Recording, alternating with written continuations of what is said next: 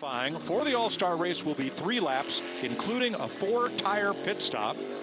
That's the pit crew challenge, but the total of those 3 laps is going to determine where you start the heats tomorrow night and the pole for the All-Star race. So a lot at stake here. There are the pit boxes. You see the ones with the black on the pit stall itself. Those are the 2 boxes that will be used alternately for the pit stop competition.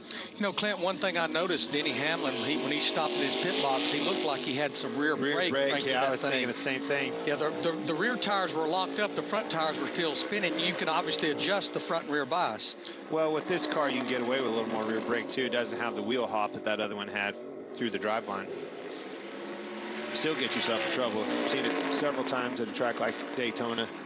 So as this competition goes on, that we'll have later tonight as part of qualifying, if rubber gets laid down in those pit boxes, will that be an advantage for the cars that go later? Probably, but one thing that I just saw right there of note, the car before him, Denny Hamlin, was way down off the racetrack, clear on the apron.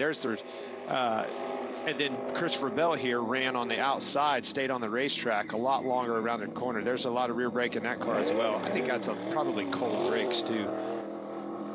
Got to make sure you get some temperature in them things. You know, Mike and Clint, the pit stop stuff right now is blowing my mind. If you're not in the 9 or low 10s for a 4-tire stop, you're going to lose positions every single time to pit road. Remember where it all started back at Daytona in 2022 with a single wheel lock? They barely could bust 20 seconds, I think. Well, it all comes together. Speaking of coming together, Kevin Harvick. I'll use that old Chris Economaki line. What's it like out there? Well, Harv, it's Boy and the boys up in the booth. What'd you think? I'm not so sure there, Clint.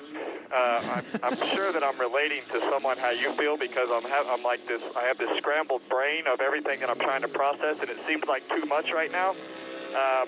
But no, you know, I think actually that little lap right there was pretty good, because I actually got to go on the racetrack, didn't have to worry about any cars around me. So just, you know, trying to get used to all the little nuances of getting everything that you can out of pit road, and you know, marker for getting onto pit road, which is usually a weak point for me, and then getting back up on the racetrack is obviously going to be important, because you got to go over that transition, but you need to go. So they had to tell me how to turn the car on, so that's not a good start. But other than that, we're doing okay so far.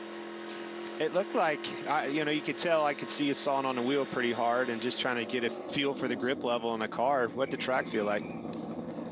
It's definitely smooth. I did the simulator yesterday. I think it was yesterday. And you know, there's a bump off of turn 4 that was there before, but the rest of the racetrack is really smooth. I think that, you know, the big thing is going to be where you run on the racetrack in 1 and 2. I think there's a spot to make time, and then there's a spot where you might have to race after the pace starts to fall off. So we'll see how that evolves. All right, man. Keep up the good work. Keep an eye on you. Thanks, buddy. Kevin Harvick in the number 5. Ryan Blaney will be next to go for pit in and out practice, getting ready for all-star practice and qualifying. Took